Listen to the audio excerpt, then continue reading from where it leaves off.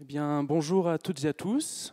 Merci d'être restés dans cette salle ou d'être nous avoir rejoints pour cette conférence dans cette grande et belle salle Gaston Berger pour les rencontres du ciel et de l'espace 2021. La prochaine conférence sera donnée par notre invité Miguel Montargès, qui est chercheur à l'Université Paris Sciences Lettres et qui travaille au LESIA, le laboratoire d'études spatiales et d'instrumentation en astrophysique, qui est l'un des 5 laboratoires de l'Observatoire Paris-Meudon. Miguel Montargès a fait des étoiles massives sa spécialité, et je crois ne pas me tromper en disant que celle qu'il préfère parmi toutes n'est autre que la super géante rouge Bételgeuse, que vous pourrez d'ailleurs contempler cet hiver dans le ciel de l'hémisphère nord, dans la constellation d'Orion. Miguel est également attaché à la diffusion des sciences auprès du public, et j'ai cru comprendre que vous diffusiez justement des soirées d'observation avec des instruments historiques sur Internet, pour que les gens voient à quoi ressemble une vieille lunette et une coupole d'astronome. Alors certains d'entre vous s'en souviennent certainement, au début de l'année 2020, Bételgeuse est passé par un minimum de lumière particulièrement profond dans le domaine visible. Cet événement spectaculaire a été observé avec les plus grands télescopes de la planète. Miguel Montargès a mené l'équipe de scientifiques qui a ausculté l'étoile sous tous les angles, résultant en une publication scientifique dans la revue Nature en juin 2021, dont vous êtes le premier auteur. Nous avons la chance d'avoir Monsieur Bételgeuse en France à l'Observatoire de Paris et avec nous aujourd'hui. La perte d'éclat historique de Bételgeuse en 2019-2020, une vue détaillée avec le Very Large Telescope. C'est l'intitulé de votre conférence, Miguel. Merci encore d'être parmi nous et je vous laisse la scène. On peut vous applaudir. Merci beaucoup. Un, deux. Merci beaucoup. C'est un grand honneur pour moi d'être aujourd'hui là devant vous pour présenter ce résultat et cette histoire sur Bételgeuse. Il y a quasiment 15 ans, j'étais de l'autre côté dans le public et j'assistais à une conférence d'André Braic. Et jamais j'aurais imaginé être sur scène un jour ici devant vous pour présenter quelque chose, et encore moins quelque chose qui est sorti dans Nature. Donc, on va parler de mon étoile favorite. Alors bon, il y a aussi Étacart que j'aime bien, mais Bételgeuse, elle a une place particulière dans mon cœur. Donc ici, on a une vue de la constellation d'Orion. Je ne sais pas si vous êtes familier avec elle. Donc elle est visible dès à présent dans le ciel nocturne, après minuit. Elle commence à se lever sur l'horizon est. Donc ici, le nord, enfin est plutôt de ce côté. Le sud est par là. Donc en fait, on la représente couchée. Elle est très reconnaissable grâce aux 3 étoiles du baudrier d'Orion ici. On peut distinguer la nébuleuse, quasiment à l'œil nu dans Paris, on voit qu'il y a quelque chose là. Vous avez une étoile qui est très bleutée ici, qui s'appelle Rigel, une géante bleue, et vous avez Bételgeuse, qui est de l'autre côté, et on voit très bien à l'œil nu sa couleur rouge-orangée, même en plein Paris. Et alors, en dehors de Paris, n'en parlons pas. Donc voilà la représentation telle qu'on la voit dans le ciel dans l'hémisphère nord. Donc on dit, voilà, Bételgeuse, c'est l'épaule du géant Orion. Alors, Bételgeuse, c'est la supergéante rouge. C'est vraiment l'étoile dont on considère qu'elle est le prototype de la classe des supergéantes rouges, parce que c'est la plus étudiée. Elle est relativement proche, c'est pas la plus proche. Antares, c'est un peu plus proche. Et par rapport à Antares, elle ressort vraiment dans le ciel, alors qu'Antares est un peu noyé dans la Voie lactée.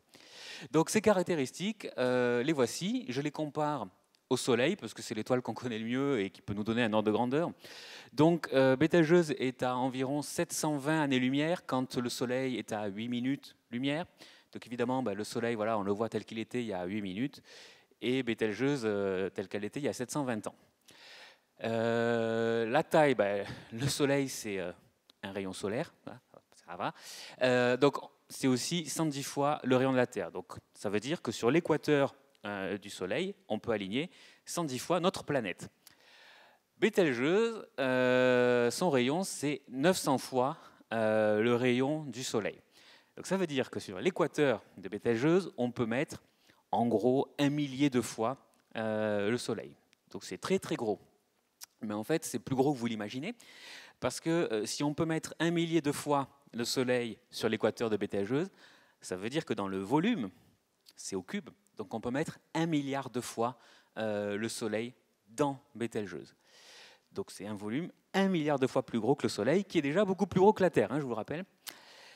Et là, c'est là que c'est assez amusant. Les supergéantes, c'est un monde un peu bizarre. Donc le Soleil, c'est une masse solaire, pas de surprise. Bon, je ne vais pas vous donner le chiffre en kilos ou en tonnes, c'est un chiffre avec des puissances de 10, plein de zéros derrière, c'est très grand et on n'a aucune idée de ce que ça représente, donc ça ne sert à rien. Mais par contre, donc dans ce volume qui contient 1 milliard de fois le Soleil pour BTHeuse, il n'y a que 15 à 20 fois la masse du Soleil. Donc en fait, c'est très peu dense, c'est quand même assez léger. C'est pas 1 milliard de Soleil quoi, que ça pèse. Et ce qui est assez rigolo, c'est que cette masse, qui est quand même très légère, elle est quand même concentrée dans le centre. C'est-à-dire qu'il ne faut pas oublier que c'est quelque chose qui va donner sans doute une étoile à neutrons ou un trou noir. Et les éléments les plus lourds sont vraiment concentrés dans le cœur de l'étoile.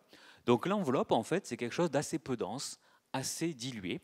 Et ce qui explique la physique un petit peu bizarre de ce genre d'étoile que je vais vous montrer un peu après.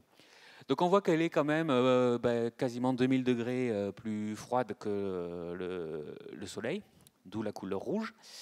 Et par contre, elle est beaucoup plus lumineuse que le Soleil. Donc voilà, c'est la supergéante typique. C'est ce qu'on dit tous, tous les gens qui travaillent là-dessus, on considère que c'est le prototype. Je ne suis pas tellement d'accord parce qu'il y a quand même quelque chose de très différent avec BTHeuse. Il y a deux choses que je n'ai pas écrites ici. Elle n'a pas de compagnon. Elle n'a pas de compagnon stellaire. Alors que normalement, toutes les étoiles qui sont plus massives que 10 fois la masse du Soleil, quasiment toutes, elles ont un compagnon. Donc une autre étoile qui leur tourne autour. Elle, non. Donc elle est un peu spéciale.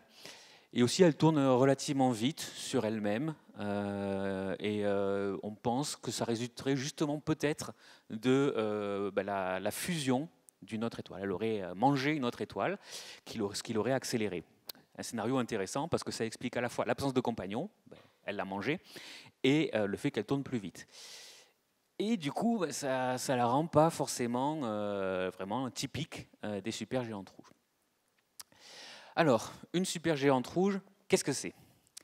Donc ici, vous avez une représentation du cycle de vie des étoiles. Donc, on va commencer par la partie gauche. Ça, c'est ce qui arrive aux étoiles qui ne sont pas très massives. C'est jusqu'à 8 fois la masse du Soleil. C'est ce qu'on appelle les étoiles de faible masse ou les étoiles de masse intermédiaire. Donc ça naît dans une nébuleuse, un peu comme la nébuleuse d'Orion, là, ce qu'on appelle une pouponnière d'étoiles ou une nurserie stellaire. Au début, ça va être des proto-étoiles qui sont encore enveloppées dans un petit cocon de gaz et de poussière. Elles vont évoluer sur ce qu'on appelle la séquence principale, là où elles vont passer le plus clair de leur vie, et elles vont plutôt être des étoiles de type solaire, c'est-à-dire des naines jaunes. Au bout de plusieurs milliards d'années, elles vont évoluer pour devenir des géantes rouges. Donc ça va être soit la branche des géantes, soit la branche asymptotique des géantes, quand ça va évoluer encore plus. Donc c'est des grosses étoiles rouges. Elles vont perdre leur couche externe pour former ce qu'on appelle une nébuleuse planétaire. Donc c'est un gros cocon de gaz qui est éclairé par le cœur de l'étoile ici au centre. Et les siècles passant, le cocon de gaz va se dissiper et il ne restera plus que le cœur de l'étoile, la naine blanche. Donc ça, c'est pour les étoiles peu massives. Pour les étoiles plus massives, au-delà de 8 fois la masse du Soleil, pareil, ça naît dans la nurserie stellaire, proto-étoile, et ça va donner une étoile massive sur la séquence principale, c'est-à-dire plutôt une géante bleue, chaude. Au bout d'un certain temps, qui cette fois va être plutôt de l'ordre du million d'années, l'étoile va devenir une supergéante rouge, donc quasiment la même, mais beaucoup plus grosse, format XL. Et là, par contre, au bout de quelques centaines de milliers d'années, ça ne va pas se passer gentiment avec une expulsion des couches, ça va être l'explosion, une supernova. Sachant que ce genre d'événement, c'est censé se produire à peu près une fois dans une galaxie comme la nôtre, la Voie lactée, tous les siècles. Mais ça fait 400 ans qu'on n'en a pas vu. Donc c'est bien dommage, parce que quand une étoile explose en supernova, elle va être aussi brillante que toute sa galaxie. Elle va devenir aussi brillante que la centaine de milliards d'étoiles de la galaxie. Donc c'est typiquement un genre d'événement, si ça arrive, ça fait comme si on avait une seconde pleine lune dans le ciel la nuit, et si c'est au moment où l'étoile est visible dans la journée, on peut voir une étoile autre que le Soleil dans le ciel en plein jour. Dans les récits historiques, c'est déjà arrivé, donc on espère tous que ça arrive un jour. Moi, chaque nouvel an, lors des 12 coups de minuit, je fais le vœu que ça arrive l'année suivante. Mais ça ne marche pas trop apparemment. Ensuite, après l'explosion en supernova, l'étoile va devenir soit une étoile à neutrons, si elle fait moins de 20 fois la masse du Soleil, soit un trou noir. Et d'ailleurs, Bételgeuse, elle est à la limite, donc on ne sait pas trop de quel côté elle va partir. Donc voilà, une supergéante rouge, c'est juste le produit de l'évolution d'une étoile massive, au-delà de 8 fois la masse du Soleil. Et voilà à quoi ça ressemble en fait, une supergéante rouge. Je sais qu'il y a beaucoup de vues d'artistes qu'on trouve sur Internet quand on tape supergéante rouge, où une supergéante rouge, c'est en gros une photo du Soleil. Hein. On reconnaît la granulation, les taches solaires, peint en rouge. Et généralement, on vous met le Soleil en petit à côté, comme ça, le cerveau se dit « Ah oui, donc c'est un gros machin ». Donc en fait, non. Non. Moi, j'enrage à chaque fois que je vois ce genre de vue d'artiste. Ça, c'est une bonne vue d'artiste d'une supergéante rouge qui avait été produite par l'Observatoire européen austral il y a 10 ans.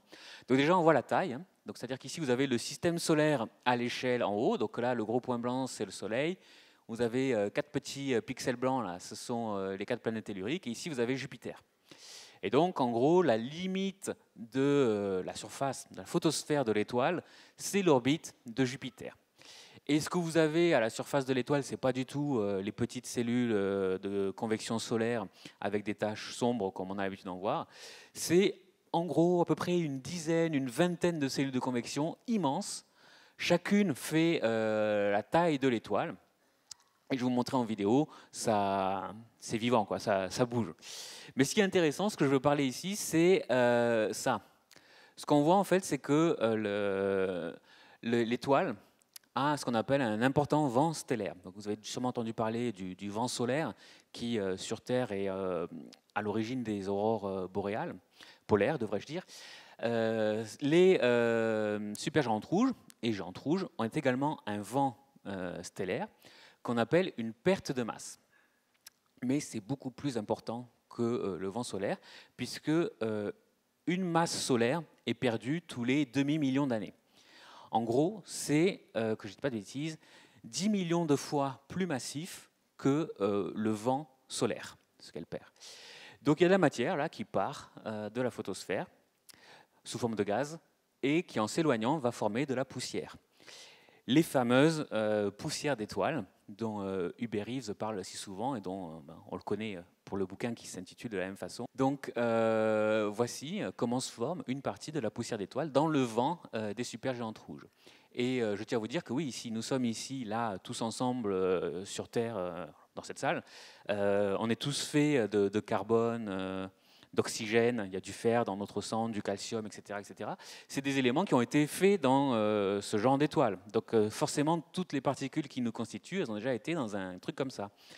Et en fait, comme on est tous ici sur Terre, il est assez probable qu'on était tous dans la même. Donc un jour, tous là, nos particules, elles ont été là-dedans. Donc c'est pour ça que j'aime bien aussi étudier ce genre d'étoiles, ça nous permet de savoir aussi d'où on vient. Et alors maintenant, je vais vous montrer ce à quoi ressemble la surface d'une supergéante rouge. Alors, voilà. Donc là, vous avez une simulation hydrodynamique faite par Andrea Cavassa, qui travaille à l'Observatoire de la Côte d'Azur à Nice, qui nous montre sur à peu près 5 à 10 ans l'évolution de la surface d'une supergéante rouge. Et donc, vous avez en fait de la matière chaude et brillante qui remonte des profondeurs de l'étoile, qui va se refroidir au contact du vide du système planétaire de la supergéante rouge, et qui va s'assombrir et retomber dans les profondeurs de l'étoile. Et là, vous voyez, il y en a quelques dizaines à tout moment. Ce n'est pas du tout comme les petites cellules de la convection solaire qui, elles, font la taille de la France. Là, les cellules font quasiment la taille de l'étoile. Et donc, on a voilà, ces mouvements convectifs en permanence à la surface des supergéantes rouges. Et j'adore regarder ce genre de vidéos. C'est vraiment hypnotique. Alors, on va revenir à notre propos. Donc, on a vu à quoi ressemblait une supergéante rouge. On a vu pourquoi elles étaient intéressantes avec leur vent stellaire.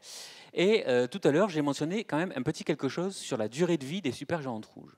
et des étoiles massives. Je vous ai dit, le Soleil vit 10 milliards d'années, et quelque chose comme Bételgeuse, c'est 8-10 millions d'années. Vous vous dites, c'est beaucoup plus court. Mais à quel point plus court? Même moi, j'avais du mal à le visualiser parce que, en fait, notre cerveau, on visualise les nombres jusqu'au millier, et après on se dit, bon, ben, c'est très grand et c'est plus ou moins grand, quoi. Mais on a du mal à visualiser.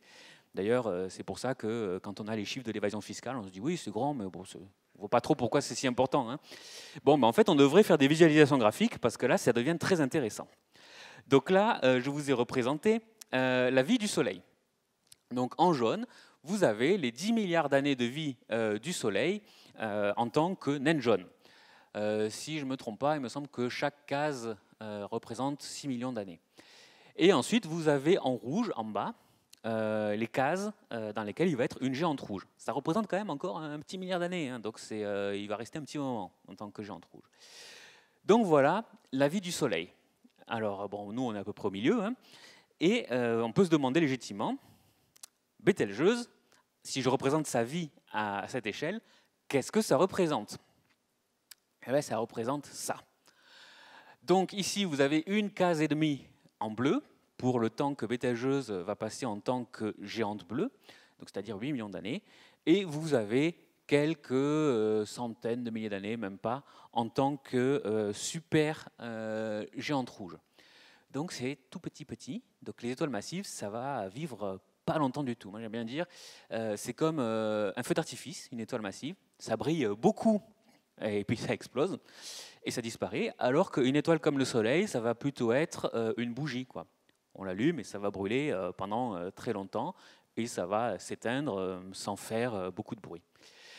Une autre façon aussi de se dire ça, pour vraiment vous représenter les choses, c'est des choses auxquelles j'ai réfléchi hein, quand j'ai donné des interviews sur ce résultat, parce que et ça m'a même surpris parce que j'avais pas réalisé moi-même, pourtant ça fait des années que j'étudie cette étoile, et ces images, ça m'a vraiment frappé. Donc il y a eu celle-là, et il y a aussi le fait de vous dire, donc vous connaissez les dinosaures, vous savez qu'ils se sont éteints il y a à peu près 65 millions d'années, soit avec du volcanisme, soit un astéroïde qui s'est écrasé sur Terre.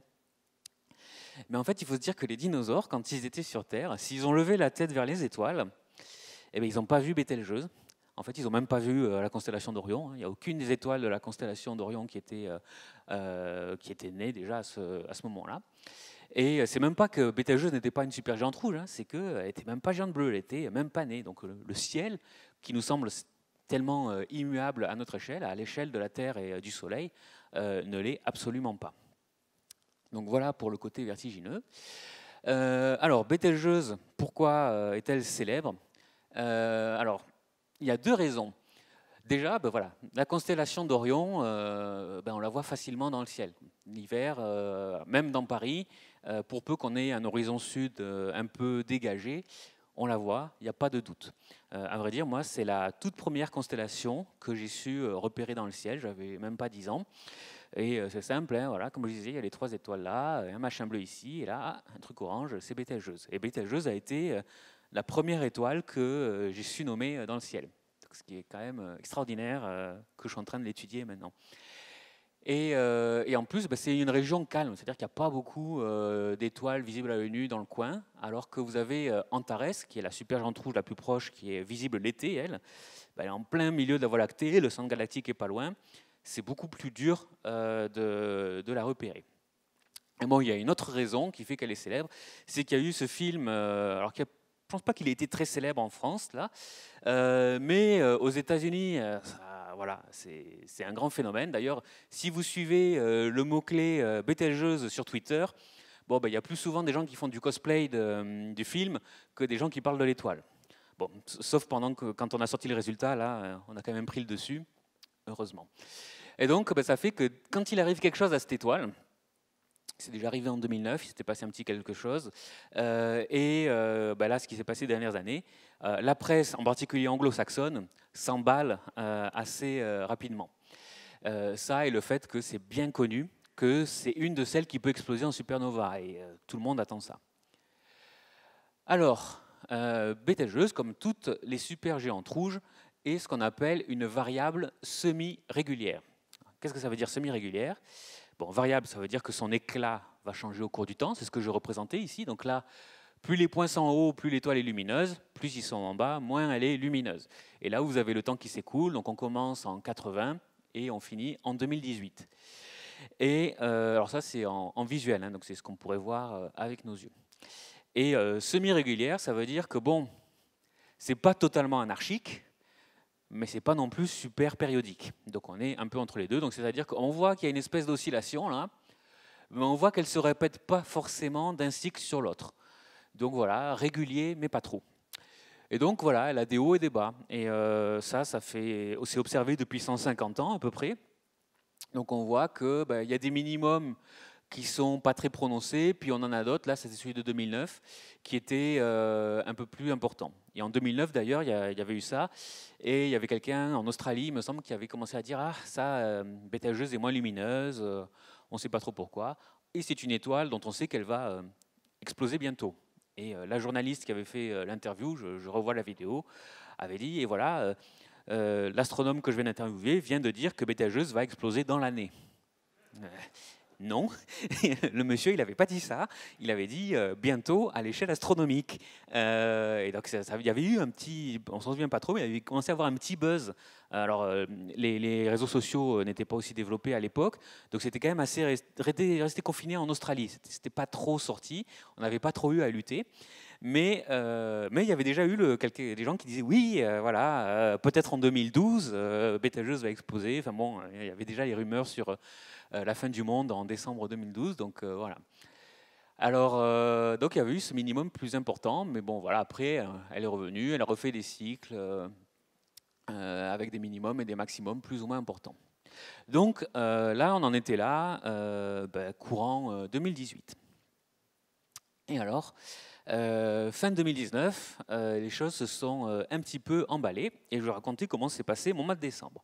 En fait, on avait déjà eu des signaux, voilà, courant novembre, il y avait eu sur quelques mailing lists de personnes qui étudient cette étoile, des observateurs amateurs en fait, qui disaient c'est bizarre quand même, elle est moins lumineuse que ce qu'on attendrait étant donné son cycle et ça descend quand même assez vite. Bon, j'étais un peu sceptique, on avait encore 2009 en tête, enfin, en tout cas moi je me disais ah, pas s'emballer, hein. J'ai pas envie d'être le prochain dont on va se moquer parce qu'il a dit qu'elle va exploser. Alors, le 7 décembre, les choses se précisent de manière un peu plus officielle. Il y a eu ce qu'on appelle un télégramme des astronomes qui s'intitulait La baisse de luminosité de la supergéante rouge proche Betelgeuse. Alors, un télégramme des astronomes, malheureusement, ce n'est plus par télégramme. J'adorerais recevoir ou envoyer des télégrammes, mais c'est juste un site internet ou un compte Twitter, donc désespérément ennuyeux. Le 11 décembre, dans un email échangé avec Pierre Kervella, à l'Observatoire de Paris, j'étais en Belgique à ce moment-là, et Éric Lagadec, à l'Observatoire de la Côte d'Azur, j'ai écrit dans un email, bon, on se demandait s'il fallait aller l'observer avec le VLT, faire une demande de temps. Pour tout vous dire, moi j'avais des données avec ALMA, un observatoire dont je parlerai un peu plus tard, un grand programme avec 112 heures d'observation, j'avais des choses plus importantes en tête. Donc dans un email, j'ai écrit oui, bon, pour l'instant, ça ressemble à une conjonction des deux périodes de pulsation. Et ça va faire un minimum un peu plus important, mais bon, il ne se passe rien, quoi. C'est pas intéressant. Et ça va faire comme 2009, quoi. Et donc j'ai écrit ça, et je suis très fier de le montrer à chaque fois que, ben voilà, il faut pas s'accrocher à ses certitudes. Hein. Le 19 décembre, là quand même, on voit que ça commence à plonger, là, la courbe de luminosité, ça devient bien moins lumineux que d'habitude. Et puis en plus, la presse anglo-saxonne commence à en parler un petit peu. Et donc je me suis dit, allez, bon, on va faire une demande d'observation dans le but de prouver qu'il ne se passe rien. Donc mon but, c'était de montrer que quand on observe l'étoile avec les grands télescopes européens au Chili, elle est semblable à elle-même, fin de l'histoire, intéressez-vous à autre chose, quoi. Il ne se passe rien d'intéressant. Donc le 19 décembre, je me décide à faire ça. Je crois que le soir même ou le lendemain matin, la demande était prête. Donc j'avais écrit ça en 24 heures, alors que d'habitude, on prend plusieurs jours, voire une semaine. Donc là, maintenant, depuis que j'ai fait ça et j'ai montré que c'était faisable, je m'attelle à ne pas dépasser ce temps pour préparer une demande de temps d'observation. Le 22 décembre, après relecture par mes collaborateurs, quelques corrections, donc j'envoie ça à l'Observatoire européen austral qui opère les télescopes qui sont installés au Chili. Alors oui, une demande, c'est pas juste un petit mot « Bonjour, s'il vous plaît, j'aimerais observer Bételgeuse, merci, au revoir ». C'est quand même une dizaine de pages, hein, donc il y a toute une justification scientifique qui fait 2 pages, il me semble, figures incluses et références incluses, et vous avez 4 ou 5 pages de justification technique, où il faut dire quel télescope on veut utiliser, quel instrument sur ce télescope, combien de temps à la minute près, quelle cible on va observer et quelle procédure d'étalonnage on va utiliser. Donc il faut dire à l'avance tout ce qu'on va faire et pourquoi on veut le faire. Donc on envoie tout ça le 22 décembre. Et voilà, le soir, c'est les vacances de Noël, je m'en vais. Et je crois que j'ai noté dans mon agenda, ce soir-là, je suis allé voir Star Wars. Je ne sais plus lequel qui sortait cette année-là. Mais voilà, j'étais tranquille pour les vacances. Le 27 décembre, à minuit 28, j'allais me coucher. J'allais passer mon téléphone portable en mode avion.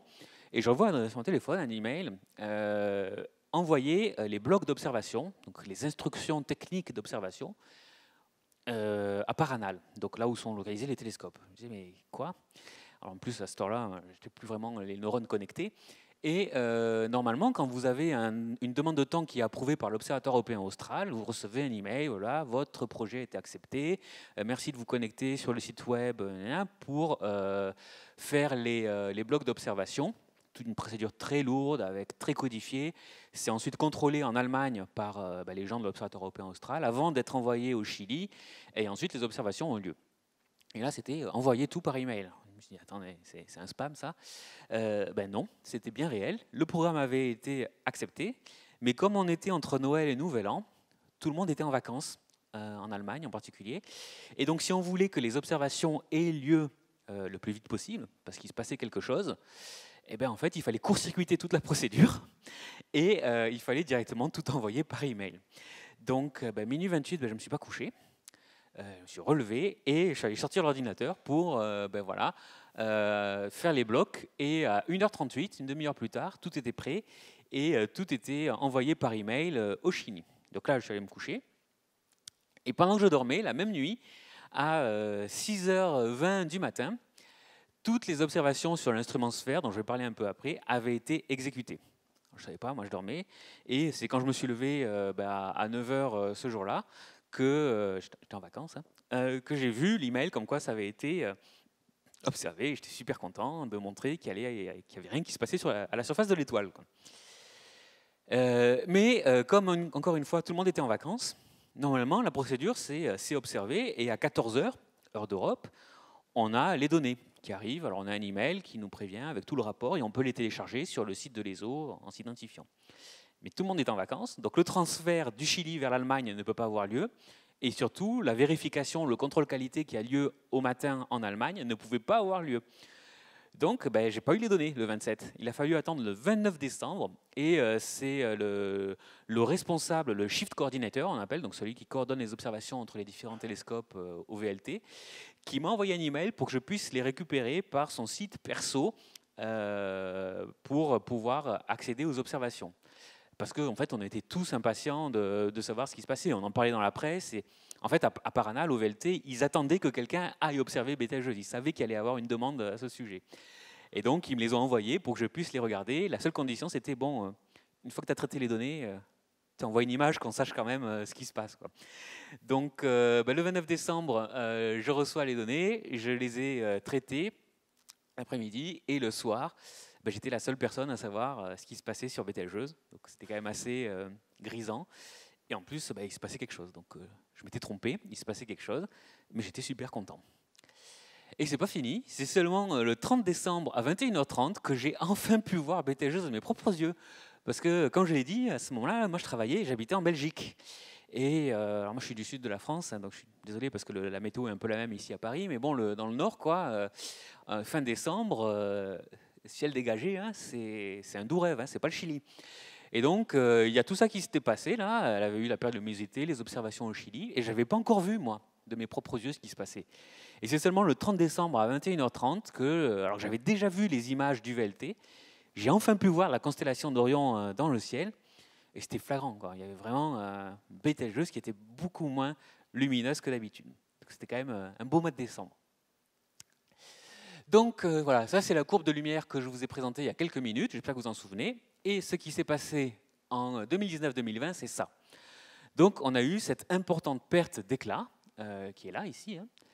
Et cette diminution de luminosité, visible à l'œil nu, c'est quelque chose qui n'avait pas été observé depuis environ 150 à 200 ans qu'on note la luminosité de cette étoile. Donc il y avait quand même de quoi se poser des questions. Et voilà, donc là je zoome sur les dernières années. Donc là, vous avez 2015, vous avez les cycles précédents, voilà, tranquille. On voit que c'est pas très régulier. Là, il y a eu un minimum, un petit plateau, puis hop, c'est reparti. Là, un beau minimum en 2019, et là, 2020, voilà, il s'est passé un truc. Et après, bon, on voit que c'est reparti quand même. Hein. Et alors, pour essayer de savoir ce qui s'est passé, il faut essayer d'aller observer l'étoile. Mais aller observer l'étoile, ça ne veut pas juste dire mesurer la luminosité, essayer d'avoir ce qu'on appelle un spectre pour regarder la composition, etc.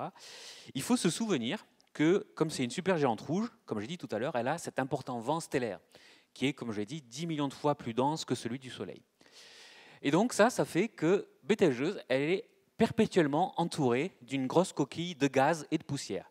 Là, vous avez une image qui a été prise par Pierre Kervella et moi-même avec l'instrument Visir du VLT. Donc c'est un instrument qui observe à la longueur d'onde de 10 microns, c'est l'infrarouge moyen. C'est aussi un peu ce qu'on regarde si on veut regarder avec des lunettes infrarouges nocturnes. Donc ici, on est à 10 microns et on voit l'émission de temps thermique, donc la température de la poussière. Et donc là, ce qu'on voit, c'est la coquille de poussière autour de l'étoile.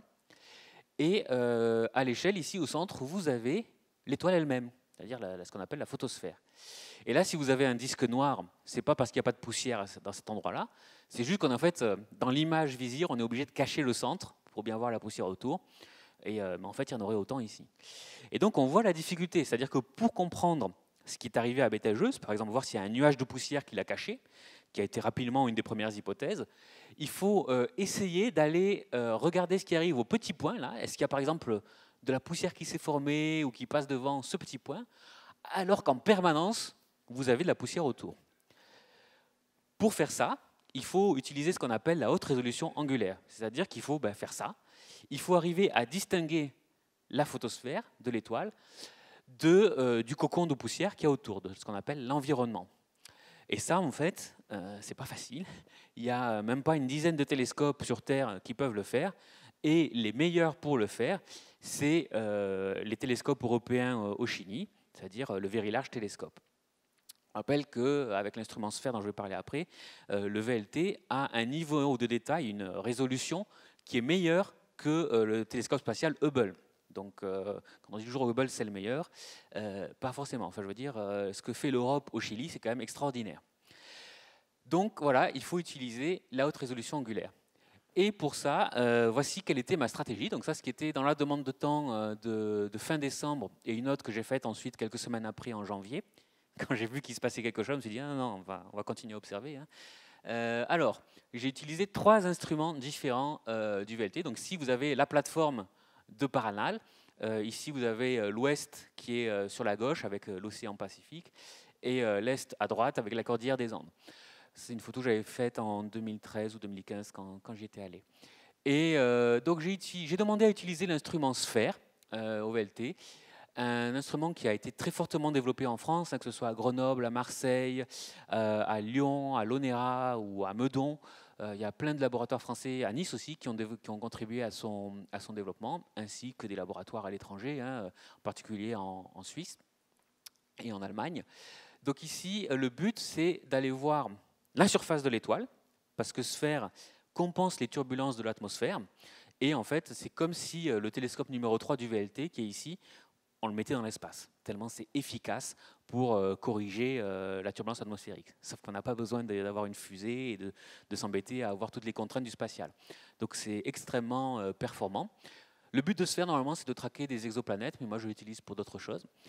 Et donc, imager la surface et aussi regarder ce qu'on appelle la polarisation pour regarder la poussière autour de l'étoile. J'ai également utilisé l'instrument Gravity, qui lui est un interféromètre, c'est-à-dire qu'on recombine la lumière de 4 des télescopes du VLT. Donc soit les 4 grands, soit les 4 petits. Alors comme Bételgeuse est très brillante, surtout en infrarouge proche où Gravity observe, c'est des longueurs d'onde de 2 microns, on utilise les 4 petits. Si on utilise les 4 gros, on peut faire cramer le détecteur. Ce serait un peu dommage. Le but ici, c'est plutôt de regarder la taille de l'étoile et de surveiller la convection, là, ce que je vous ai montré dans la vidéo, de regarder si par exemple il n'y avait pas une tache sombre à la surface de l'étoile. Et j'ai utilisé un troisième instrument qui s'appelle Matisse, qui a été fortement développé à l'Observatoire de la Côte d'Azur. En particulier, Pierre Cruzaleb, qui est à l'accueil en haut du stand de l'AFA, travaille sur l'instrument Matisse, qui recombine la lumière en infrarouge moyen, donc à 10 microns, pour regarder la poussière. Donc là aussi, les 4 petits télescopes. Je ne l'ai pas mentionné, mais Gravity aussi, la France est fortement impliquée, en particulier dans mon laboratoire au LESIA, à l'Observatoire de Paris. Donc, la surface, la taille de l'étoile et les cellules convectives, et ici, la composition de la poussière avec Matisse. Ça fait beaucoup d'observations, mais c'est ce qu'on fait maintenant. Généralement, on combine les données de plusieurs instruments pour essayer de comprendre ce qui arrive à l'objet qui nous intéresse. Ah oui, tiens, j'ai oublié, j'avais mis ça. Donc, nous, ce qu'on voit avec nos yeux, c'est la lumière visible ici, du violet au rouge. Et donc, Sphère, il observe plutôt dans la partie rouge, là. Et ensuite, au-delà du rouge, on a ce qu'on appelle l'infrarouge, les micro-ondes, les ondes radio. Donc, tout ça, c'est de la lumière. Hein. Et de l'autre côté, on a l'ultraviolet, les rayons X et les rayons gamma. Donc, la différence, finalement, entre l'infrarouge, les rayons X, je sais pas, la radio et du vert, c'est juste une histoire de couleur. Ça s'appelle une histoire de longueur d'onde. Et Gravity et Matisse, ils observent ici en infrarouge. J'aime bien mettre ce graphique parce que quand vous avez des gens là qui vous disent « Oh là là, j'ai peur que mon Linky il envoie des ondes » ou la 5G, je ne sais pas, voilà, mais bon, enfin, c'est que de la lumière tout ça. Hein, au bout d'un moment, si vous avez peur de la 5G, j'espère que vous n'avez pas d'autoradio dans votre voiture. Quoi. Sinon, c'est pareil. Quoi. Sphère. Voici une vue du télescope numéro 3 du VLT qui s'appelle Mélipal, ce qui veut dire la croix du Sud en mapuche. Et vous avez ici le grand miroir de 8 mètres de diamètre du VLT. Ici, vous avez les miroirs secondaires qui ne fait que 2 mètres de diamètre. S'il y a des astronomes amateurs dans la salle, ils doivent me détester.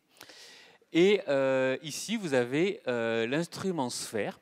Donc c'est juste une grosse boîte noire qui est sur une des plateformes du VLT. Il y a 3 instruments sur ce télescope, comme tous ceux du VLT. Ici, vous avez Sphère. Ici, vous en avez un autre. Alors, je ne sais pas qui c'est qui était là à ce moment-là. Et il y en a aussi un derrière au foyer Cassegrain, là, derrière le primaire, sans doute Vizir à ce moment-là. Et pour donner l'échelle de tout ça, vous avez quelqu'un ici, en bas à gauche. C'est toujours important de montrer quelle est la taille de tout ce qu'on voit. Donc voilà l'instrument que j'ai utilisé. Là, j'ai mis ça, je ne sais pas si c'est vraiment très intéressant, mais c'est pour vous rappeler comment fonctionne, vous apprendre comment fonctionne l'optique adaptative qu'il y a dans Sphère. Le but, c'est de corriger les déformations de l'atmosphère. Donc ici, vous avez la lumière qui vient du télescope, le front d'onde, au lieu d'être bien droit, d'avoir des traits parallèles alignés comme ça, là, c'est déformé à cause de l'atmosphère. La lumière passe d'abord sur un miroir déformable, mais pour l'instant, on s'en fiche. Elle va là vers le détecteur, mais ça aussi on s'en fiche. Là, on va regarder la lame séparatrice. Donc, c'est-à-dire que là, la lumière passe partiellement vers ici quelque chose qui va analyser les distorsions. Là. Ça passe dans un calculateur qui va dire « Ah, il faut que je déforme mon miroir de cette façon pour corriger ce qui arrive. » Et du coup, ce qui arrive ensuite ici, là, peut être parfaitement corrigé. Alors, on va dire, mais quand même, on arrive à corriger de la lumière. Ça va à la vitesse de la lumière. Hein. Du coup, c'est le principe. Donc là, sur Sphère, vous avez un petit miroir, ce n'est pas le grand miroir de 8 mètres, c'est un petit miroir qui fait à peu près 20 cm, 10-20 cm de diamètre, avec 1 millier de petits pistons qui vont venir derrière, corriger 1000 fois par seconde les turbulences. Alors, ça paraît extraordinaire, incroyable, on se dit, mais c'est pas possible que ça marche. Si, ça marche. Et on arrive à avoir des images de la même qualité que ce qu'on aurait si on avait le télescope dans l'espace, sans atmosphère. C'est quand même bien d'en avoir une pour respirer. Alors, voici à nouveau la courbe de lumière. J'espère que vous la connaissez par cœur maintenant. Hein. Et alors, voici les observations. En bleu, ici, vous avez les dates où j'ai observé Bételgeuse. Et ça, c'est quand même chouette. C'est qu'exactement un an avant, au Nouvel An, 2018-2019, j'étais au Chili et j'ai passé le Nouvel An à observer Bételgeuse. Pour moi, il n'y avait pas de meilleure façon de passer le Nouvel An. Et j'étais avec mon étudiant d'André, j'espère qu'elle s'est régalée. Et donc là, voilà, on a eu coup de bol du planning de l'ESO. On était au minimum précédent, quoi, dans l'état auquel on veut comparer. Et on ne pouvait pas savoir qu'il allait se passer quelque chose après. Donc là, ici, vous avez la première observation de fin décembre 2019, celle dont j'ai parlé tout à l'heure. Et quand j'ai vu que, bon, contrairement à ce que j'avais pensé, il allait se passer quelque chose, j'ai redemandé du temps en urgence pour avoir exactement le minimum. et la remontée en luminosité. Cette fois, j'ai utilisé un mode où on déclenche les observations. Donc j'ai fait la demande là en janvier, et tous les jours, tous les matins, en me levant, j'allais regarder la courbe pour voir si on allait atteindre le plateau, quoi. Si on allait atteindre le moment où ça allait. Je savais que ça allait pas descendre indéfiniment, je savais qu'à un moment on allait atteindre un minimum, et je voulais avoir le minimum. Ben, je l'ai pas trop mal quand même, je l'ai eu. Et ensuite j'ai eu la remontée. Alors la remontée, ça a été difficile parce que je voulais être assez loin du minimum, mais pas trop parce qu'après elle est trop proche du soleil, donc on ne peut plus l'observer. Donc début mars, j'ai fait ma demande. Et j'ai eu bien peur parce que le virus commençait à se développer au Chili, et on a eu la dernière observation 3 jours avant la fermeture de l'observatoire, et ils sont restés fermés pendant 6 mois à cause de la pandémie. Donc on a eu peur, mais c'est passé. Et donc voilà, donc ça c'est l'image qui a fait le tour du monde le 14 février 2020, c'était le monde d'avant. Donc on a eu une petite pression de l'ESO parce qu'il y avait toute la pression médiatique de qu'est-ce qui arrive à cette étoile. On était en plein d'un événement, il n'y avait pas encore, enfin on ne parlait pas autant du virus, c'était juste une pneumonie en Chine à ce moment-là. Et voilà, ils savaient qu'on avait ces images, et on savait qu'on n'allait pas sortir l'article tout de suite, ça allait prendre quelques mois. Donc on a sorti juste 2 images, sans dire la longueur d'onde, sans dire l'échelle, sans rien dire, juste en disant, voilà, avant elle était comme ça, maintenant elle est comme ça. Et bon, on voit, il manque la partie sud, quoi. Et comme le communiqué est sorti le 14 février, et comme j'avais dit à la chargée de communication de l'ESO que Betelgeuse, c'est un peu ma chérie, c'est ma Valentine secrète, quoi, puisqu'elle sort le 14 février. Elle a repris ça dans un des tweets, donc voilà, c'est plus un secret. Betelgeuse est ma Valentine, en tout cas cette année-là, clairement, elle l'était. Et donc on a vu que, voilà, avant c'était un beau disque rond comme on l'attend pour une étoile, là il en manquait un petit bout. Alors cette image, elle avait été vue 70 000 fois sur le site de l'ESO en 2 semaines, et l'Observatoire européen austral avait estimé qu'il y avait eu une portée de 2,3 milliards, ce qui est proprement extraordinaire. Et donc là, on voit, ça avait été repris dans le New York Times avec un joli truc, on glissait le volet, ça montrait avant-après, enfin, il y avait eu un truc, ça c'était... je ne sais même plus où c'était, ça devait être peut-être... ah oui, El Globo, donc ça c'est le Brésil. Là, il y a eu le Royaume-Uni avec The Independent, France Info, qui avait dit que c'était l'étoile la plus brillante du système solaire. Ben non. Mais je m'en souviens, j'espère que le journaliste n'est pas là. Il y avait eu 2 standards aussi aux Pays-Bas. Oui, on avait une petite collection de perles qui était sortie dans la presse. Avec Éric Lagadec, on aime bien les collectionner. Alors voilà, la série d'images, ce qu'on n'avait pas montré, et ça c'est ce qui a été publié dans Nature. Donc c'est observé dans le rouge. Donc là, voilà, on est à cette longueur d'onde, donc c'est vraiment la lumière rouge visible à l'œil. Donc on avait une image en janvier 2019, on l'a observée celle de décembre, mais on avait aussi janvier 2020 et mars 2020. Et là, vous pouvez vous dire, bah oui, donc la perte de luminosité, c'est que la partie sud a été mangée. Mais en fait, non, parce que là, chaque image, elle est à son minimum maximum. C'est en fait une échelle de couleur relative à chaque image. Si je prends une échelle absolue, ben voilà. Donc là, c'est très lumineux en mars, mais on voit que décembre et janvier, c'est toute l'étoile qui est moins lumineuse et pas seulement la partie sud. Donc c'est quand même un phénomène assez important. Ce que je dois rajouter aussi quand on voit ces images, c'est que là, ce qu'on voit, c'est la surface d'une étoile autre que le Soleil en lumière visible, et vue avec un seul télescope. Moi, il y a 10 ans, quand j'étais en master à l'Observatoire de Paris, on m'a dit, si on veut voir la surface d'une étoile autre que le Soleil, avec un seul télescope, c'est impossible. Il faut forcément faire ce qu'on appelle l'interférométrie, recombiner plusieurs télescopes pour faire comme si on avait un télescope de 100 mètres. Ben voilà, même sachant que c'était impossible, on l'a fait avec SPHERE, avec la correction de la turbulence atmosphérique. On arrive à voir la surface d'autres étoiles que le Soleil, mais il n'y a que SPHERE au monde qui peut faire ça, et il peut le faire seulement que sur 4 ou 5 étoiles. Donc ensuite, ça c'était mars 2020, j'ai pas passé, on a soumis l'article, que je ne dis pas de bêtises, 6 mois plus tard, je n'ai pas passé 6 mois à regarder ces images, on a bossé. Alors déjà, il y a eu plusieurs résultats qui sont sortis, avec des données un peu plus simples que ce que j'avais, et les études étaient très partagées. En gros, il y en a 60% qui affirment qu'il y a une partie de la surface qui s'est refroidie, qui avait un point froid à la surface de l'étoile, et il y en a 40% qui disent non, en fait, ça ne s'est pas refroidi, il y a eu un nuage de poussière. Ah oui, sachant que les 60%, eux, ils disent non, il n'y a pas de poussière. C'était très partagé et c'était 2 scénarios contradictoires. Et nous, on débarque là-dedans avec nos images Il faut se positionner, sans vexer personne. Alors c'est normal d'avoir des conclusions différentes, parce que si on regarde ces études en détail, ça a observé Betelgeuse avec différentes longueurs d'onde, différentes couleurs. Il y en a c'était en visible, d'autres c'était en infrarouge, il y en a en radio, il y en a en ultraviolet. Et avec différentes techniques. Il y en a, c'était de l'imagerie, il y en a qui ont fait des spectres, donc ils regardent la composition un peu de l'étoile, ils regardent des raies. Il y en a qui ont regardé la polarisation, donc ça c'est ce qui arrive quand la lumière est diffusée par de la poussière. Donc il y a eu plusieurs techniques, plusieurs longueurs d'onde, et c'est normal que selon l'outil qu'on utilise, on voit différentes choses. Comme on dit toujours, hein, si vous avez qu'un marteau avec vous, tout va ressembler à un clou. Donc voilà, là c'est un peu ça. Si vous regardez la polarimétrie, vous allez chercher de la poussière, l'imagerie un point froid. Donc voilà, on a tendance à trouver ce qu'on cherche. Et donc moi ce que je voulais, c'était vraiment avoir la réponse et être le plus neutre possible, me débarrasser de tous les biais. Donc on a considéré plusieurs scénarios.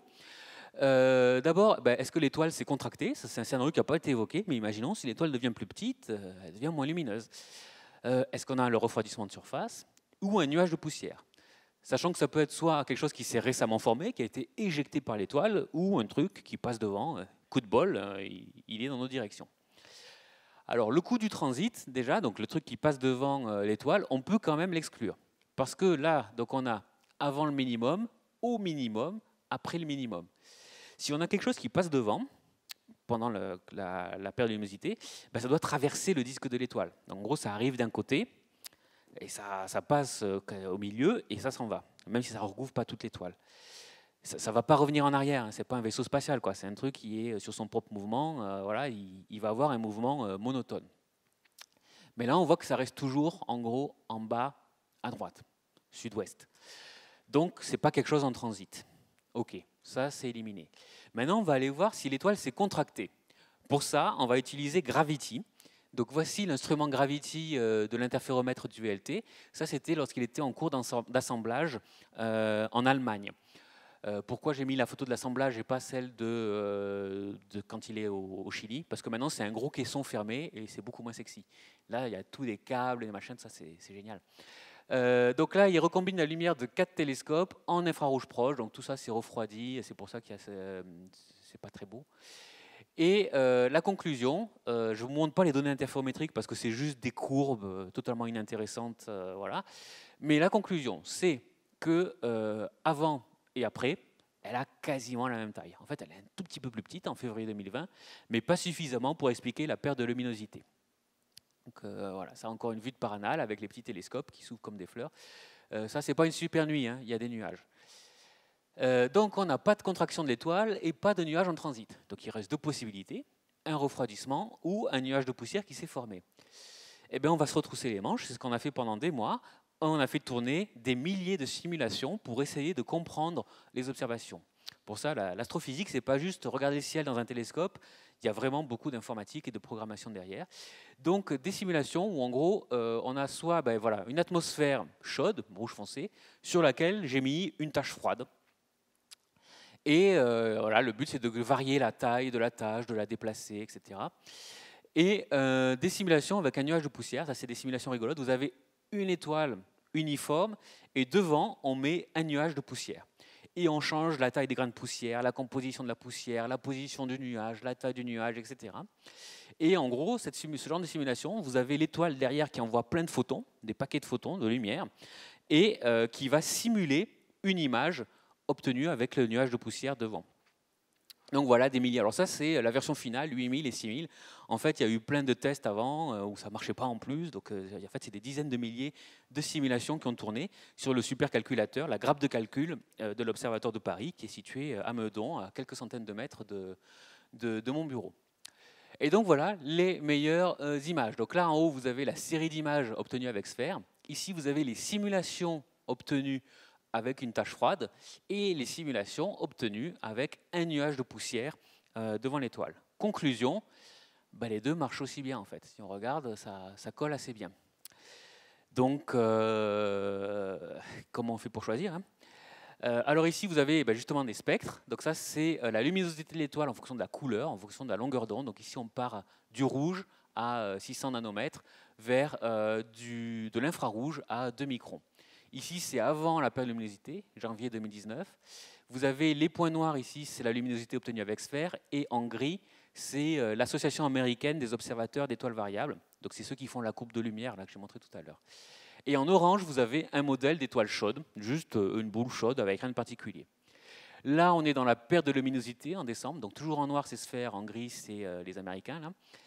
En orange, une étoile chaude. En bleu, vous avez l'étoile avec un point froid. Et en violet, vous avez l'étoile avec le nuage de poussière. Pareil pour janvier, pareil pour mars. Et ce qu'on voit, c'est que les deux collent assez bien. Alors on va dire que le bleu, là, il est un peu mieux pour attraper tous les points. Donc c'est la tache froide. Mais c'est un biais en fait. Ça ne veut pas dire que c'est vraiment meilleur que la poussière, parce que la tache froide, on fait varier la température et la position, la taille, et on a exploré tous les paramètres. Ici, pour le nuage de poussière, là, il faudrait changer toutes les tailles de grains possibles, toutes les formes de nuages possibles, et également toutes les compositions possibles. On n'a pas le temps. Hein. Une simulation, ça tourne pendant plusieurs heures. Et le millier de simulations, là, ça tourne pendant plusieurs jours pour avoir le résultat. Donc si on veut avoir toutes les combinaisons possibles, là, ça prendrait un mois ou plusieurs mois. Et on n'a pas un temps infini pour produire nos résultats. Donc on a dû restreindre notre espace des paramètres. Et on sait qu'on aurait pu sans doute trouver une combinaison qui marche mieux que ce qu'on avait ici. Donc en gros, la conclusion, voilà, quand on prend en compte les biais de notre modélisation, c'est que ça marche aussi bien l'un que l'autre. C'est très important, en fait, le boulot de chercheur, c'est ça, hein, c'est essentiellement, on a des observations, on essaie de les comprendre, et il faut faire attention à ce qui nous biaise. Et voilà, c'est essentiellement ça, c'est pour ça que c'est pas n'importe qui, parce qu'il faut vraiment une formation pour en fait penser à ce à quoi on n'a pas pensé. Donc c'est quand même assez délicat. Donc la conclusion, c'est que ça peut être l'un ou l'autre, quoi. Donc la baisse de température, on estime que ça peut être de 300 à 500 degrés. Voici les caractéristiques du nuage de poussière. Donc en gros, c'est des silicates basés sur l'atome de silicium. La taille des grains, c'est à peu près 0,2 microns. La masse totale du nuage, c'est à peu près 10 puissance moins 7 fois la masse du Soleil, donc 0,0001 la masse du Soleil. Et ça, en fait, ça correspond à peu près à ce que Betelgeuse, normalement, elle perd en un an. C'est-à-dire que dans son vent stellaire, voilà, elle perd à peu près ça tous les ans. Et là, ça arrive dans un seul paquet de poussière et de gaz. Et donc voilà, la conclusion de l'article, qui a été publié dans la Nature au mois de juin, c'est qu'en fait, il y a eu les deux phénomènes simultanément. On a un scénario où voilà, il y a eu un point froid à la surface de l'étoile qui a permis à un nuage de gaz qui était devant l'étoile de former de la poussière. Le gaz est transparent, donc on voyait l'étoile normalement. Et comme ça s'est refroidi et comme la poussière s'est formée dans le nuage, ça a caché l'étoile qui l'a rendue moins lumineuse. Un scénario intéressant pour deux raisons. Dans les autres études, il y a des gens qui avaient vu qu'il y avait un point froid et d'autres qui avaient vu qu'il y avait un nuage de poussière. Et on ne pouvait pas exclure les observations. Et alors ce qui est marrant, c'est que les articles s'ignoraient les uns les autres. Moi non, j'ai synthétisé, j'ai dit si on voit les deux, c'est qu'il y a eu les deux. Et ce qui est bien, c'est que le minimum, il est arrivé 4 jours après le minimum attendu de la courbe de lumière, vu qu'on connaît sa pseudo-période. Donc ça permet de rattacher ça à ce qui se passe sur l'activité en surface de l'étoile. Et donc, ce n'est pas arrivé au hasard, quoi. Donc, un scénario qui est assez cohérent, et je suis impressionné que depuis 6 mois, il n'y a personne qui est venu le démolir. J'attends ça avec impatience quand même. Alors, il y a quelque chose qui aurait permis de trancher définitivement, c'est d'avoir des observations en radio avec ALMA. Donc ALMA, c'est ce grand interféromètre qui est aussi au Chili. Vous avez 66 antennes qui sont à 5000 mètres d'altitude sur le plateau de Chajnantor, et on peut les séparer de 16 km. Alors ici, voilà, vous avez un transporteur qui est en train de déplacer une des antennes, et voilà, il la met sur son dos et il peut la transporter jusqu'à 16 km de distance. Alors attention, ça c'est pas juste un petit camion comme on en croise dans la rue, parce qu'ici vous avez un 4x4. Et un gros 4x4 comme on en trouve au Chili, là, dans les secteurs miniers, c'est pas le petit SUV qu'on prend pour aller chercher le pain dans Paris. Hein. Ça c'est vraiment ce qu'il ne faut pas faire d'ailleurs. Et ça c'est le gros 4x4 qui est bien utile, et vous avez le gros transporteur à côté. Et alors l'idée avec ALMA, on aurait pu aller, avec la séparation de 16 km, observer le gaz. Et s'il y avait effectivement un nuage de poussière devant l'étoile, il y a du gaz, la poussière se forme à partir du gaz, on aurait pu le voir avec la séparation de 16 km, et on aurait pu voir qu'il venait vers nous, donc il était décalé vers le bleu. Et ça, c'est très facile à faire pour ALMA. Moi, j'avais la demande de temps qui était quasiment prête, voilà, prêt à l'envoyer. Les longues lignes de base, elles sont là en hiver, donc c'était au mois de juin. Donc juin de 2020, j'étais prêt à ce qu'on aille observer Betelgeuse avec ALMA. ALMA a fermé fin mars, début avril, et n'a réouvert que des mois plus tard. Donc en fait, on n'a pas pu faire ces observations. Et c'est bien dommage. Ça aurait, je pense, vraiment permis de trancher définitivement sur le scénario. Il y a toujours une petite incertitude. Mais c'était la bonne décision à prendre de fermer. Enfin, je veux dire, aucune observation qu'on peut obtenir avec cet observatoire ou n'importe quel observatoire n'est plus précieuse que la santé et la vie des personnes qui travaillent dans ces observatoires. Donc c'était vraiment la très bonne décision à prendre de fermer en raison de la pandémie. Et alors, qu'est-ce qui s'est passé après ? Donc voici la courbe de lumière, encore une fois, de Betelgeuse. Donc là, j'ai rajouté par-dessus, en pointillé, une sinusoïde qui est avec une période de 420 jours. Donc c'est pour attraper ce minimum-là et ce minimum-là. Mais en vrai, bon, on n'a pas, celui-là, on arrive encore à l'avoir, mais après, ça se décale parce qu'il y a 420 jours et par-dessus, il y a une modulation de 5000 jours, non, de 2000 jours, pardon, donc 5 ans, qui fait que, en fait, il faudrait décaler un peu, mais bon, je n'avais pas envie d'entrer dans le détail. Ce qui nous intéresse, c'est ça, ça et ça. En bleu, vous avez les observations avec sphère. En violet, vous avez le maximum de luminosité attendu en 2020. Et ici, vous avez le minimum attendu pour 2021. Alors, qu'est-ce qui s'est passé depuis ? Donc, on a eu notre minimum. C'est remonté très très vite, beaucoup plus vite que ce qu'on attendait. Et on s'attendait à avoir ici le maximum de luminosité en juillet 2020. Surprise, quand elle est sortie de derrière le soleil, ben non, elle était devenue moins lumineuse de nouveau. Donc là, il y a une espèce de plateau, c'est redescendu. Et ensuite, alors qu'on s'attendait à partir vers le maximum là, pour le février, non, c'était pour le minimum ici, en mars 2021, ben là, ça a remonté. Bon, ben c'est redescendu. On a eu le minimum quasiment lorsqu'on s'y attendait. Il y a eu quelques jours de retard. Puis depuis, voilà, ça repart. Qu'est-ce qui se passe ? On n'en a absolument aucune idée. Personne ne sait rien de ce qui arrive à Betelgeuse actuellement. Donc, vous avez peut-être remarqué, là, il y a un trait bleu. Donc, en fait, j'ai obtenu une nouvelle image en avril 2021 qui montre dans quel état elle était. Ne vous inquiétez pas, je ne vais pas vous la montrer.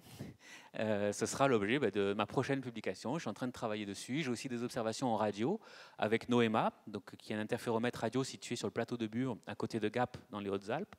Donc, je suis encore en train de regarder Betelgeuse et d'essayer de comprendre ce qui lui arrive. Donc là, en plus, il y a ces petites oscillations, on ne comprend pas trop. Donc, il y a des gens qui se posent des questions. Hier encore, on en discutait. Donc voilà, l'aventure n'est pas finie. Donc voilà, les nouvelles observations. Et alors le futur très lointain, évidemment, ça va être l'ELT.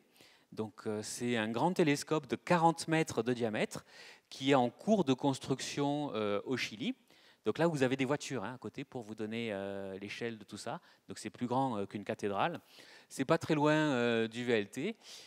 Et la France, l'Europe, c'est un télescope européen, et la France est très fortement impliquée là-dedans. Les miroirs, là, c'est un miroir mosaïque, sont en train d'être polis ici en France.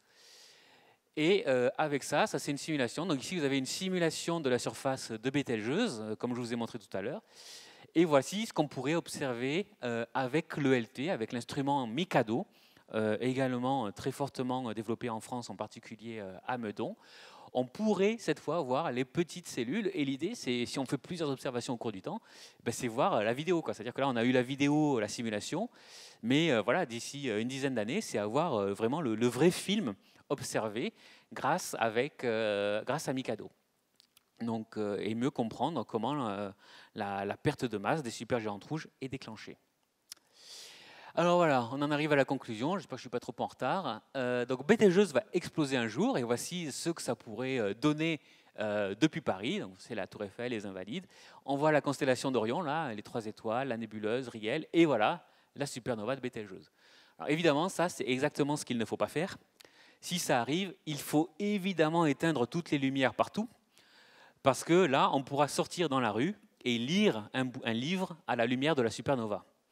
Ce qui est quand même extraordinaire. Donc j'espère qu'on pourra vivre ça. Alors pas sur Betelgeuse, surtout pas sur Betelgeuse, parce que je serais très malheureux de vivre une partie de ma vie avec, sans qu'il y ait rien dans la constellation d'Orion, qu'elle ne soit plus là. Donc Antares, j'ai aucun problème qu'elle explose, il n'y a pas de souci, ça ne m'étonne pas. Surtout pas Eta Carina, parce qu'elle, elle est dans l'hémisphère sud, et si elle explose dans l'hémisphère sud, on ne la verra pas dans l'hémisphère nord. Donc non, Antares, eh bien, on peut la voir au nord et au sud. Voilà. Mais voilà, ce sera probablement pas bientôt. Pourquoi ? Donc on sait que la phase de géante bleue, quand l'étoile va fusionner de l'hydrogène vers l'hélium, ça dure à peu près 5 à 20 millions d'années. Voilà, Betelgeuse, ça a dû être 8 millions d'années. L'hélium vers le carbone-oxygène, c'est 1,1 à 2 millions d'années. On pense que Betelgeuse, elle en est là. Hein. Donc il y a encore quelques centaines de milliers d'années, sans doute, en tant que supergéante rouge. Ensuite, ce qui est marrant, c'est que vous voyez, les autres phases, là, elles sont de plus en plus courtes. Là, ça va être 500-600 ans, en gros, un millier d'années. Les dernières quelques années, quelques mois, quelques jours. Et ce qui est assez rigolo, c'est que la lumière, pour sortir de l'étoile, donc vous avez les réactions ont lieu dans le cœur de l'étoile, et la lumière traverse l'étoile pour ensuite en sortir. Donc ça met 700 ans pour venir jusqu'à nous. Mais pour traverser l'étoile, la lumière met plusieurs milliers d'années, parce que ça ne va pas en ligne droite, il y a des absorptions, diffusions. Et ce qui veut dire que en fait, la lumière des dernières réactions ne sort jamais de l'étoile avant la supernova. C'est-à-dire que ça, voilà, on peut le voir, mais ensuite, là, les photons vont rester prisonniers dans l'étoile et ils vont partir avec tout le reste de la supernova. Donc tout ça pour dire qu'en fait, quand même, une supergéante rouge, ça peut exploser sans crier gare. Alors, en partie, il y a peut-être des ondes de choc qui se propagent avant, des fluctuations de luminosité, hein, qui pourraient arriver juste avant. Mais bon, on est quasi certain que vraiment Betelgeuse, elle en est là. Donc malheureusement ou heureusement, elle ne va pas exploser de notre vivant. Mais le jour où ça arrivera, ce sera chouette. La conclusion, c'est que voilà, elle a éjecté un nuage de gaz et à cause d'un point froid, d'une tache froide à sa surface, il y a eu voilà, de la poussière qui s'est condensée dans ce nuage, ce qui l'a caché.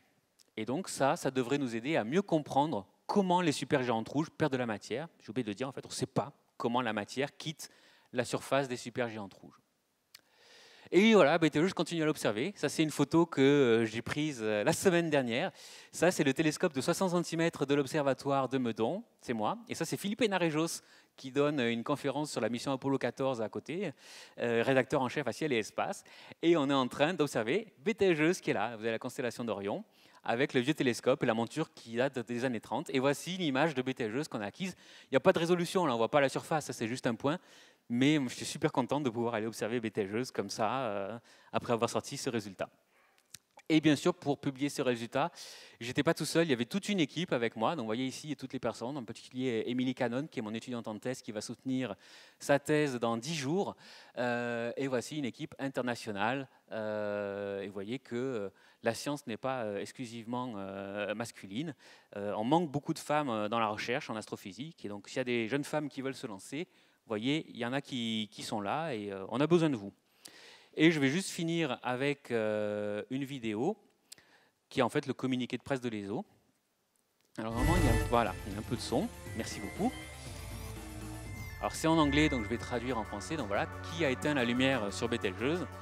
Donc là, on zoome de la constellation d'Orion vers Betelgeuse. Ça, c'est des images de grands relevés qui nous permettent de voir plein d'étoiles en grand champ. On zoome. Là, voilà, on voit le changement qui a eu lieu à la surface en quelques semaines sur Betelgeuse. Est-ce que Betelgeuse était sur le point de mourir dans une explosion de supernova? On ne m'a pas consulté pour la vidéo, hein. Moi, je n'aurais pas mis ça. Donc voilà, en utilisant les grands télescopes de l'ESO, on a pu résoudre le mystère, jusqu'à ce qu'on nous contredise. Donc ici, on voit une simulation, une vue d'artiste, on voit le point froid à la surface de l'étoile. On est en train de tourner autour de l'étoile et on voit le nuage de poussière qui a caché l'étoile et qui a eu le bon goût d'être dans notre direction. Et voilà, plutôt que d'annoncer la mort de l'étoile, cette grande perte d'éclat, ça nous a permis de mieux comprendre comment la poussière d'étoile se forme. Et c'est quand même extraordinaire qu'il y a 700 ans, il y a ça qui s'est passé sur Betelgeuse, et que j'étais là juste au bon moment pour l'observer. Je vous remercie pour votre attention.